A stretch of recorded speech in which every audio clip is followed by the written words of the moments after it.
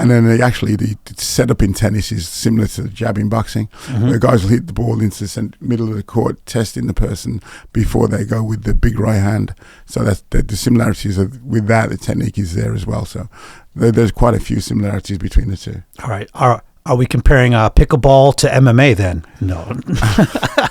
You had to go there, right? His life has been just one amazing adventure after another.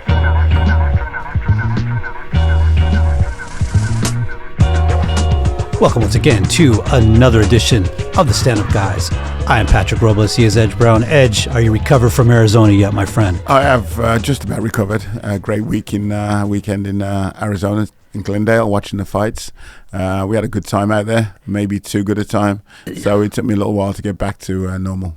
Absolutely. We're going to talk about that in a moment. But at the top, we have to shout out our little Arizona crew, Steve, Paul, Roman, and one other, I guess, new friend, For Love of Boxing podcast. We saw them out front of the arena there. They're hustling. They're doing their thing. So yeah. I was wondering, I see someone trying to do their thing. So For Love of Boxing podcast. And they had a pretty good setup out there, too. They're good guys, yeah. And they sent us a message on TikTok as well. Yeah. So awesome. Someone out there doing their thing. We want to acknowledge that and encourage it. So check them out.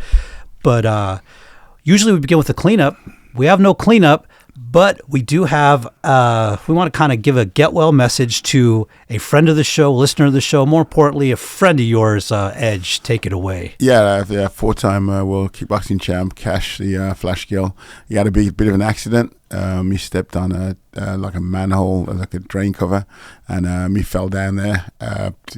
When I first saw it, it looked really bad, so I got in touch with him, and he seems to be okay. The tabloid media wasn't very nice to him because the title of the tabloid media is Cash the Fat Flash defeated by drain cover, which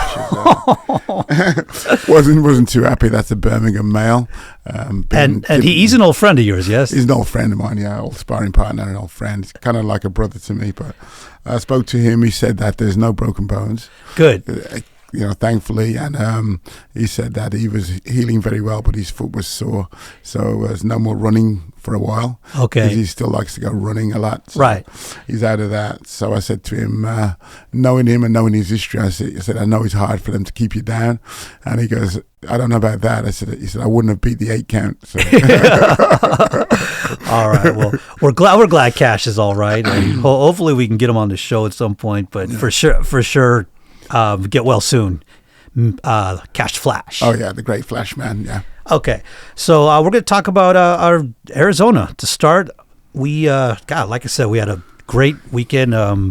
Steve and Roman definitely had a good weekend bonding over, Oasis? Oasis, yeah. Big Oasis fans, so they talking about all the concerts they went to and everything. Yeah, and it's really... it's really fun being there for the whole weekend because you forget the fight doesn't start just when the broadcast starts. There's weigh-ins, there's entrance, there's like a whole thing.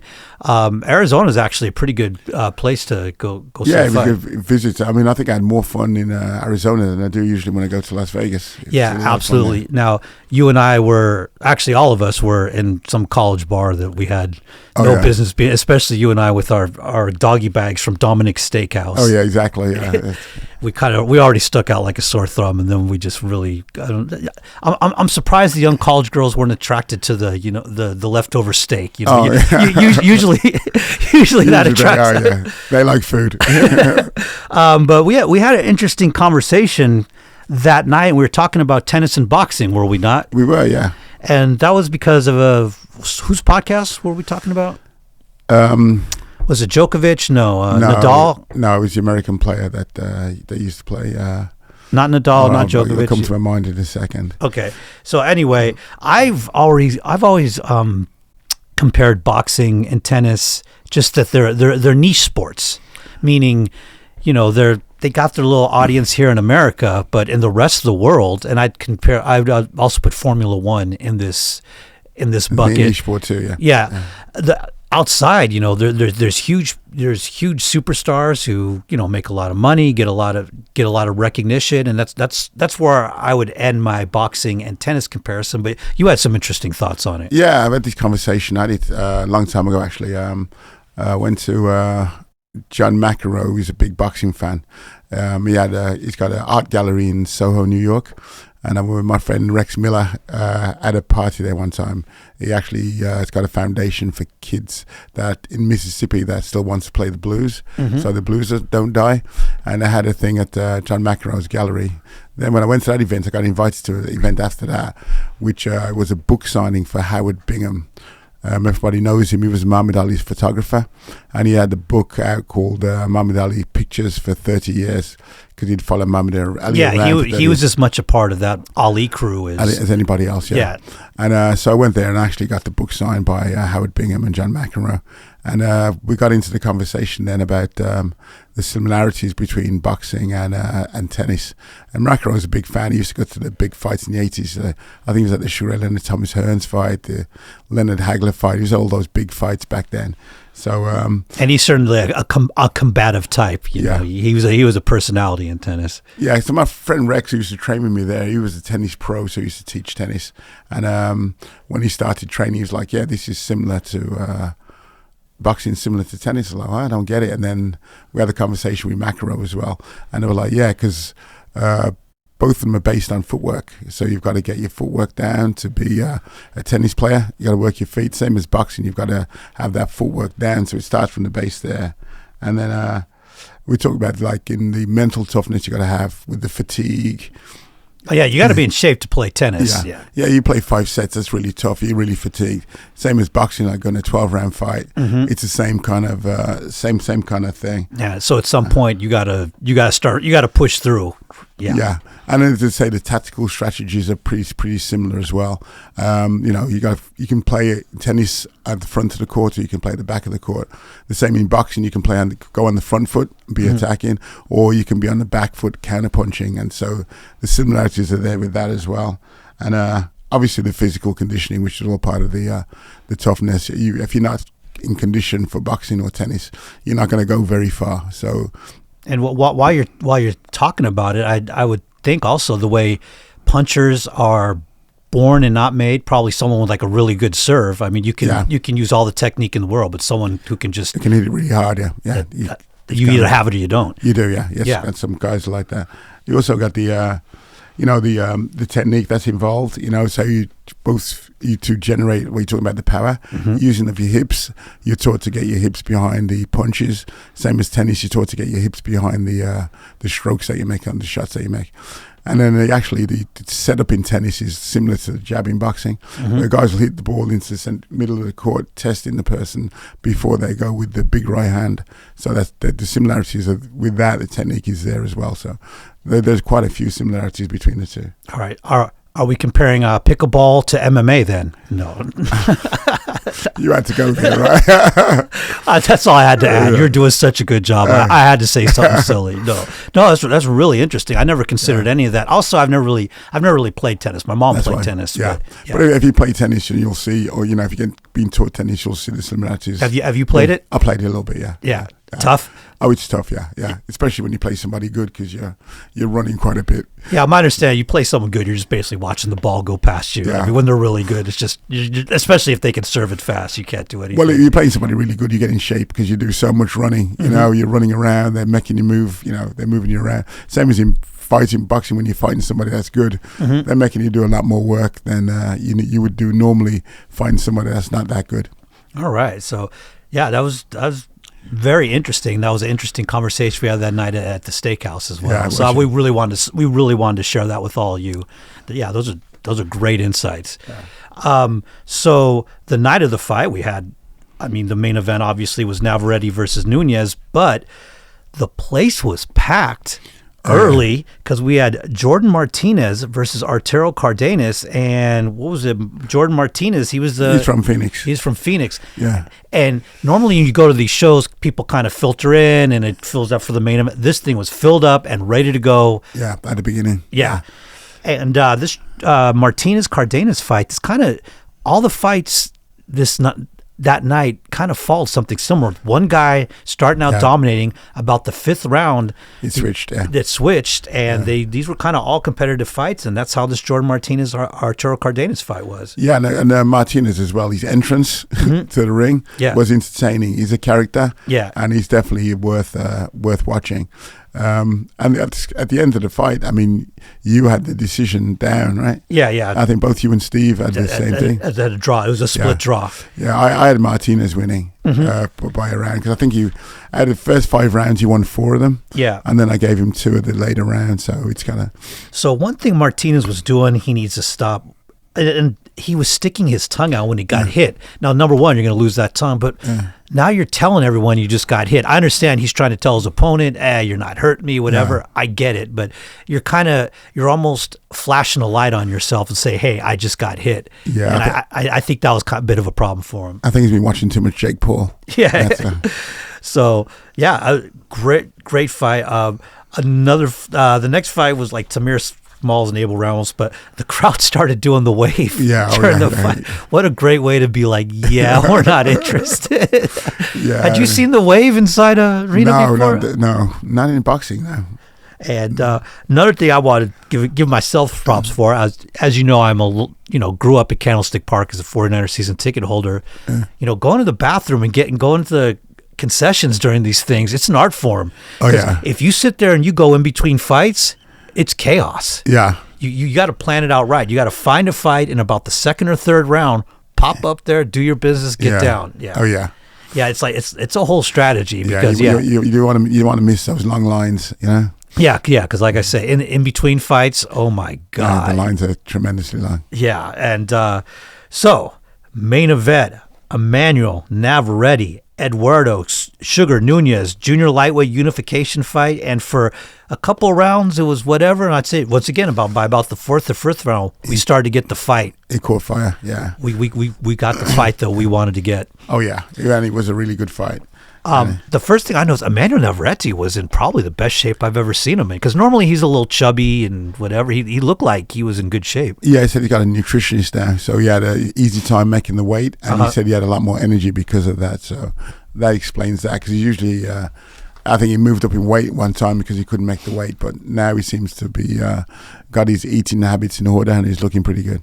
Yeah, and then it seemed to me once Núñez decided, hey, I'm gonna go forward, that's when he did better, but that's just kind of when the fight turned. But for us, it was when he started coming forward. It was great. Insane.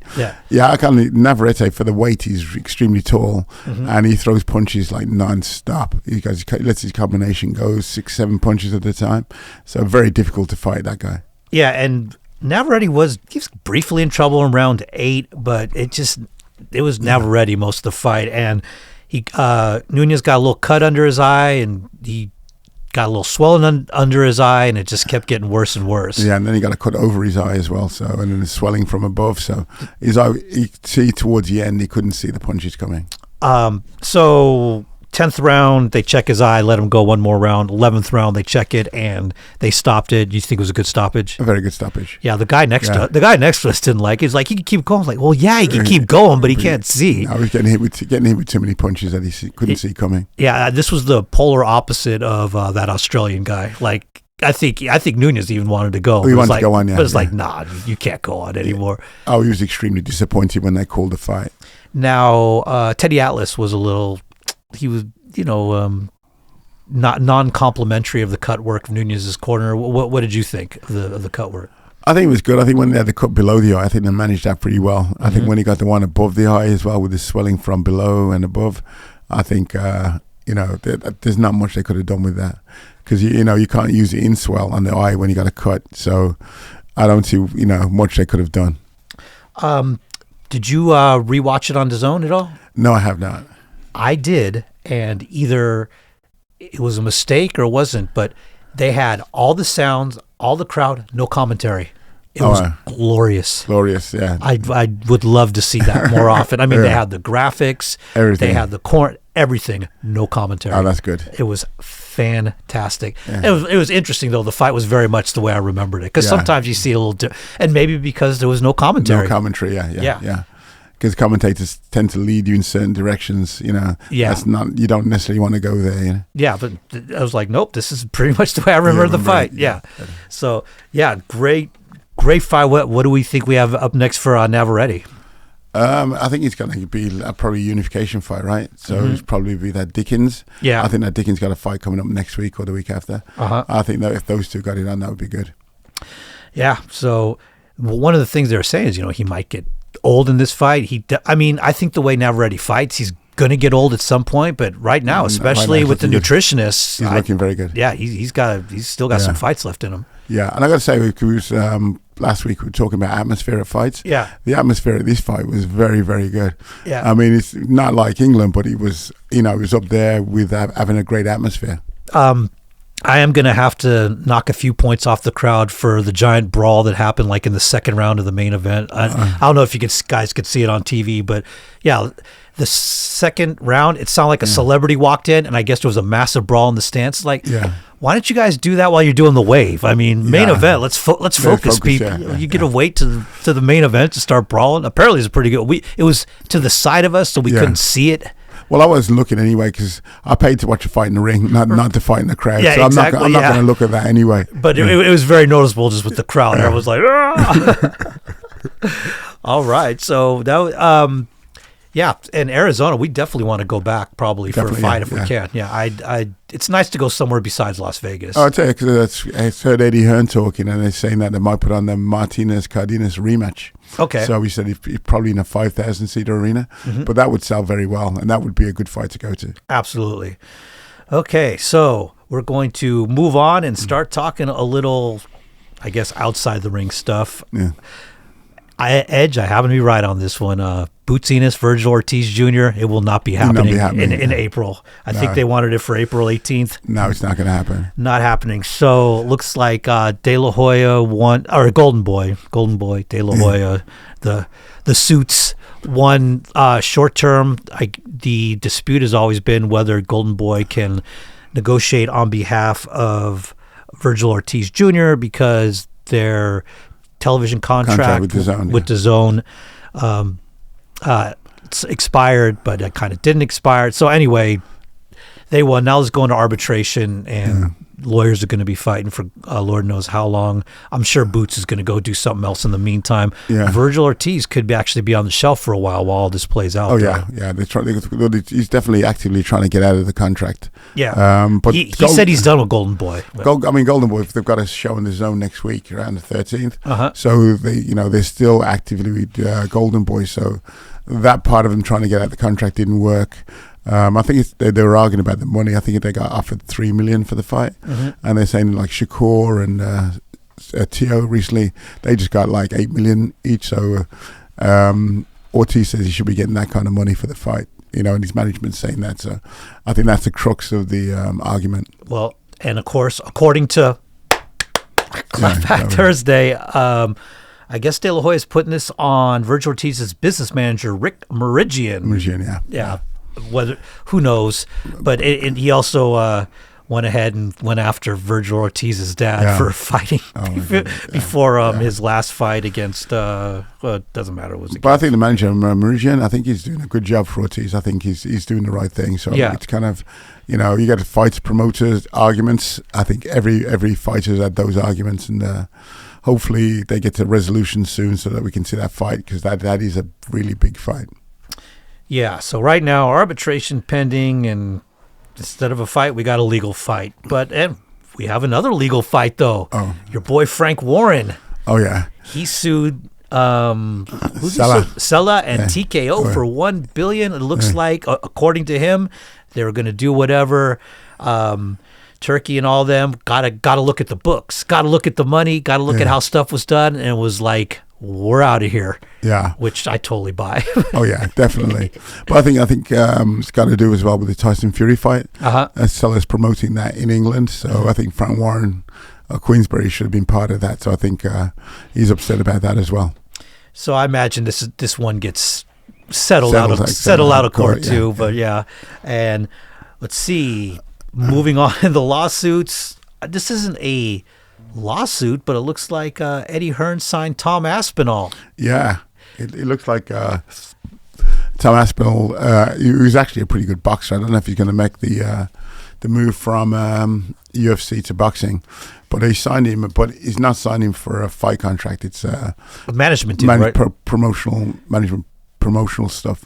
Okay, so how does this fit into your 4D chess cooperative narrative? Oh, it's obvious. I think I'm right.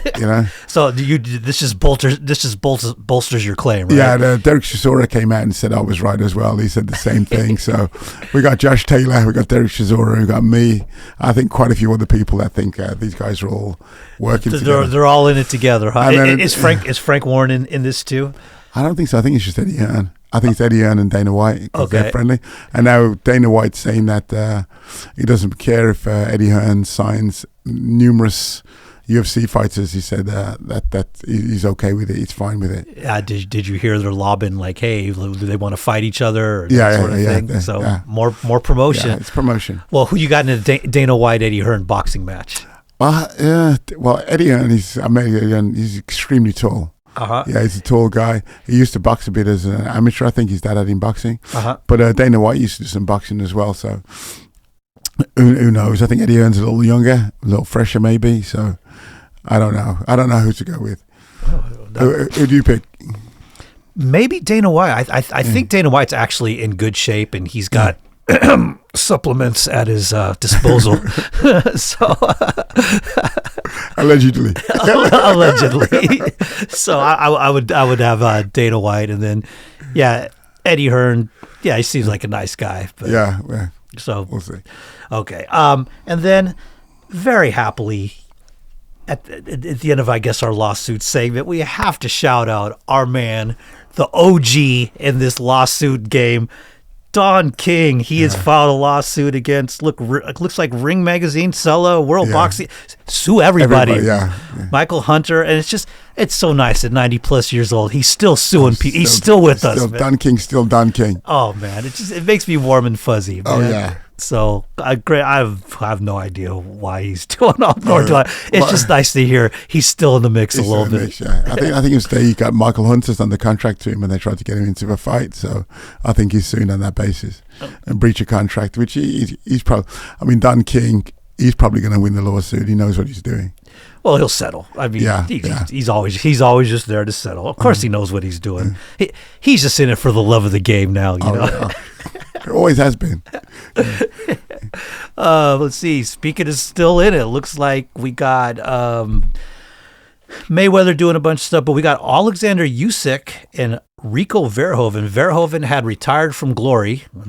Yeah. And they're going to fight in an actual boxing fight. And the WBC has sanctioned it. They did sanction it. It looks like May 23rd at the Pyramids of Giza in Egypt. Yeah. That's great. It's great. Good location. That's an awesome location. Once again, I wonder how the timing will work, but they'll figure it out. I think there's some stuff going on in the Middle East right now, though. Oh yeah. I mean, not in Egypt, but close enough. Close enough. Yeah. I think getting there would still be a problem at that time if the war's still going on. So yeah, but wow, and I think Verhoeven a little younger. This might have been a little interesting. I think Usyk could just pick him apart. Yeah, Rico's had one boxing fight. Yeah, but he's had millions of kickboxing fights. So his hands are pretty good. But we'll see how he goes. Yeah, hopefully this happens. So May 23rd, it's coming up. We will keep you posted. And then Mayweather refuses to go away, does he? Oh no, he's not. And it looks like the Zambitas fight, the Mike Tyson fight, and the Manny Pacquiao fight are all happening. Yeah. He's now more active than he ever was. Oh yeah, three fights in 3 months. He never. I mean, even when he was young, he never fought that often. Nah. But he's not broke. No, fight. Cash flow's fine. Oh yeah. Yeah, he's flying to frickin' Congo to fight. Yeah, that's the other thing. We talked about this before. He never fought out of Las Vegas. Now it's like, hey, where do you need me to go? Yeah, yeah. They pay him the money, he'll go there. So, do you think all these fights happen? Yeah. You really do? I do, yeah. I mean, the only one I think that would be in question was the Mike Tyson fight in Congo. Yeah, just logistically. Yeah, but I think the other two are definitely a go. Yeah, because he's already fought some kickboxers, so that's not out of the question for him. No. And you hear was Logan Paul saying Mayweather still owes him $1.5 million for the fight. 1.2 million. Or yeah, which I totally believe. I think that would happen even if he wasn't. Yeah, but I think the 1.2 that he owes him, it's kind of questionable. Right. It looks like Mayweather got some money from Dubai, 10 million for the fight with exhibition with Logan Paul, but because they didn't do it in Dubai, those people were out. So Logan Paul says because his picture and likeness was used, he's owed 1.2 for that 10 million. But Mayweather has to pay back that 10 million, so Logan Paul wouldn't get any money anyway. So I don't know, but those Paul kids, when it comes to money, they're sharp. Whatever. Yeah. I guess also, MVP signed a contract with ESPN. ESPN, yeah. And hopefully, Top Rank might be going back, yeah. Which would be nice. Which would give me an excuse to keep my ESPN Plus, because right now I don't know why I got that. And just real quick, we were maybe thinking about covering last night's UFC, but but he wasn't not covering. happening. No. It was pickleball. It was pickleball last night. It wasn't tennis. No, it was not tennis. It was pickleball. Okay, but we do record this podcast on Sundays, and tonight we got Jayo Bataya on Zuffa versus Brandon Glanton. And are you ready for my Brandon Glanton research? Of course. Yeah. Edge, tell me what you know about Brandon Glanton.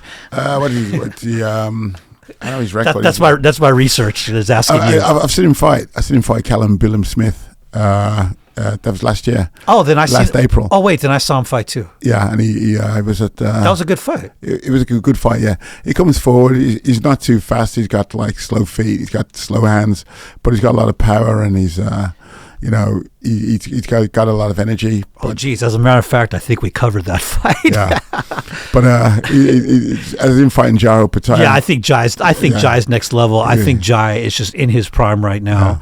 And I think Jai's real test was who's the guy he fought twice who broke his nose? The older cat. Breedis. Yeah, Breedis.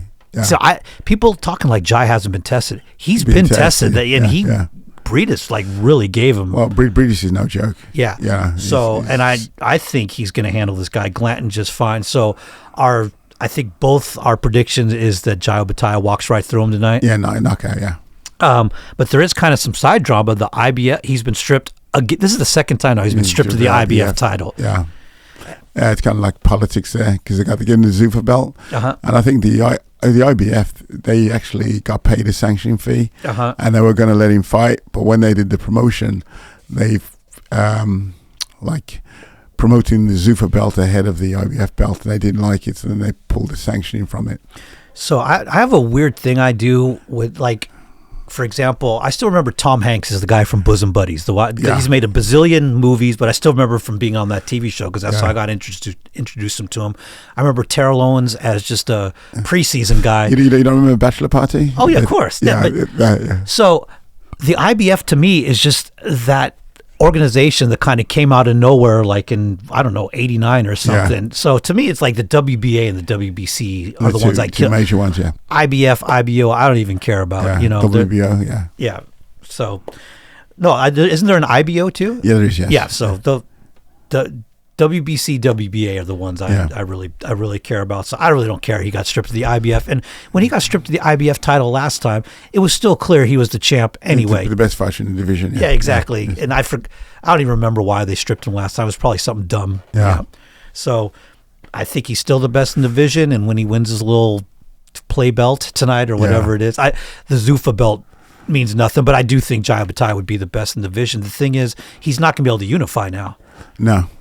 But he's a ring champion. He's got the ring belt. So I would like to see him fight the winner of Zurdo and Benavidez. Yeah. And then I think after that, you move to heavyweight. Yeah, right? I think he moved to heavyweight. I think he probably, because they shoot him with the IBF, I think he may move to heavyweight actually sooner than fighting the winner of that fight. I would just hope he fights the winner of that fight. So next podcast, we'll either say we told you so, or we'll have, I guess, a good cleanup, huh? Oh, yeah, I think. But I think it's I told you so. Definitely. All right. We did have a couple of things while we were in Arizona. It was actually a really good Pro Box TV, and there was another home team guy, fighting guy by the name of Edward Vasquez at super featherweight, and this is while we were in Arizona, February 27th, he fought a guy by the name of Grimaldi Machuca, and it was a nice little brawl, but Machuca, tough, but tough only gets you so far, yeah? Yeah, he was supposed to be a puncher, so he was supposed to be bring that threat, but he had a good first round. He used his jab well and moved. Yeah. But then after that, he was one-way traffic. And I had in my notes, like, Machuca cannot last a fighting like this, No. and he didn't. We had a 5th round stoppage. It was like the corner, I think, stopped Did it. the right thing. Everyone was like, you've did the had right enough, thing. kid. And what do we think of Edward Vasquez? Good. I mean, once he got inside in this fight, the first round he had a problem with his range. But once he got inside, he took it over. Uppercuts, like he couldn't miss the uppercuts, body punches. He looked really good. Yeah, and is this not why we just love Pro Box TV to see fights like this? And main event, we had Ruben Eduardo Aguilar versus Louis Lopez. I love those names at welterweight. And this was another one that got stopped in the corner. Yeah, we've seen both these fighters before as well. Yeah. The thing that, but Aguilar looks spectacular. Right. He's switchy. He can fight orthodox and he can fight southpaw pretty well, a la Terrence Crawford and Marvin Hagler. Yeah. And he looked really good. Yep, Lopez got knocked down in the second, and he hung in there. He did hung in there because he got beat around a little bit, and he was a shorter fighter. And Aguilar landed again. He was landing some mean uppercuts. I mean, they were really mean, and. So is it just me, or there's some decent little like young welterweights running around, huh? Yeah. Aguilar is going to be up there with the top welterweight guys. It's going to be difficult to fight. And then I don't know that welterweight, it's not what you got, like Rolly Romero and guys like Rolly Romero, Ryan Garcia. Haney. Yeah, Haney. Yeah. But Haney's not really a true welterweight. He is welterweight. He won a welterweight title. But I mean, to me, like I always think of him as like a lightweight or a smaller guy. Well, he was. But remember, he used to remember at Wayne's. He used to look like he was dying because he had struggling to make weight. So I think he's probably naturally a welterweight. Okay. Yeah. So I was about to say, there's not that many good champs. Actually, I guess there are some good champs. Good champs, yeah. So all right, but and then he got I think some of the guys from lightweight are moving up as well. It's kind of, and that's kind of a natural. Welterweight. I think Keyshawn said he's going to move up as well, so that's going to be a tough division. Yep, and a lot of talkers there too. Oh yeah, so that's a good build up to fights because they're going to be talking a lot of trash. And he got Tio Lopez as well, who's he's not done yet. He's not done yet, no. Okay, so we also got some kickboxing to talk about. At some point, we got to do some RWS again. We've been lacking on our RWS. But it's just we've been so busy. We still love Rajamar World Series, but we haven't forgotten about you, RWS. We're going to get you. But, we'll definitely talk about them. So one Friday night fights, 144. This was a fun one. Fun one for one guy, not the other. Conklai versus Mohammed Habibpour. It was a bantamweight, and so this was the tale of clinching, basically. Well, yes. And basically, this guy Habibpour got clinched and kneed just to death. Yeah. And my question to you was this guy Conklai just really good at clinching, or was Habibpour really bad, or was it a combination? It was a mixture of both because Mohammed kept on pushing forward, and then Conklai could get him into the clinch pretty comfortable because Mohammed was fighting off the front foot most of the time, trying to rush in. So he just kind of walked into the clinches, and he walked into a guy that's really good at clinching. So it was a second round TKO, and Habibpour got knocked down, but the ref was like, "I can't watch this anymore." No. I mean, it was just knee after knee after knee. I can't imagine how sore this guy was the next day. He was getting caught with knees to the head as well, which was to the head and body. It's brutal. And it was just one of those things like, don't clinch. This is not what you need to be doing right now. But what he does when he was on the outside though, Conklai was hitting him with that left kick. Yeah, and they were pretty effective. So I think that made him want to get inside to get away from the left kick, and then he just, from the frying pan into the fire. No kidding. Yeah. So great fight. Other great fights on the card, but definitely check it out. And then one Friday Night Fights, 145, main event, War Upon versus Arthur Bossier. And Arthur Bossier is this tall European. He had that European stance, and he looked like this could be a good fight. And War Upon, I don't care how tall you are, I'm kicking you in the head. Yeah. And then, at least didn't get hit in the head again with a kick. It was an elbow, and just the first round, just decimation. Yeah, the kick is Warpan threw the kick, and the kick looked like he was going to the body. So, and then you can't drop your hands thinking it's going to the body, and he goes to the head, and he got caught flush with that kick. And then after that, I mean, it looked like he recovered, but then he got into the clinch and then got hit with that elbow, and good night. Yeah, that elbow was absolutely brutal. Yeah. So coming up, and I don't really normally look forward to the one Friday fights, but one Friday, so that was 145. So the one after next, 147, I thought this was like a pay-per-view or something. You got Nabil Anan defending his title against Rambolek, and you got Nango versus Imangzaliev, who I don't even know what they're doing fighting on Friday fights, because usually they should be on like the one main card. But that's and you also got Sexton versus Pac Horn. I mean, that's a load. I'm like legitimately looking forward to it. Yeah, it looked a very, very good card for Friday night fights. It's good. Yeah. But the Friday night fights now, they're just getting better and better. Yeah. I mean, you're seeing people from all over the world fighting now. You got them from England, you got them from Scotland, you got them from Iran, India, it's Brazil. They're from all over the place fighting now. It makes it really entertaining. Yeah, and I'm learning. I'm learning my flags. Are you learning your flags? Russian as well, and and I forget which card it was, but I have another name to add to my favorite names. Do you know which one I'm talking about? Bruce Lee. Yeah. And by the way, he won though. He won, yeah. So you cannot call yourself Bruce Lee, but he won. That goes right up there. Oh my goodness, Bruce Lee. Absolutely love that. So, let's see. How's the social media going? Social media is going well. Yeah, going really well. Getting a lot of response on TikTok to our stuff. A lot of response on X or Twitter. Yeah, X, Twitter, whatever. Yeah. And then we're on Upscrolled, which is we're getting people following us on that. So going pretty good. And we're getting some good responses on YouTube, Instagram, as always, and please make sure to follow us. Especially if you're listening to this, make sure you follow us on YouTube so you can watch our 5-minute fights. Yeah. What's our 5-minute fights today? It's going to be Rodriguez against Arturo Gatti. Yeah. Which is what a great fight. I mean, I watched that. I was at a party in New York, a house party, which was pretty packed and bristling. So the guys there going, boxing after dark, son. Let's watch the fight. And it's a Arturo Gatti fight. So you had about 6 or 7 of us watching the fight. By the end of the fight, everyone in the party was watching the fight and screaming and on their feet. So I remember being at a sports bar for a UFC, and on a tiny little monitor they had boxing, and it happened to be Tim Bradley versus Ruslan Provodnikov, and all of a sudden everyone was watching that fight. But that's too long for us to do, because that was a 12-round fight. That was a great fight. But that was a great fight.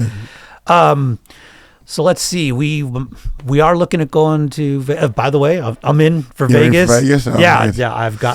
I've gotten the okay. All pass. The hall pass. Yeah.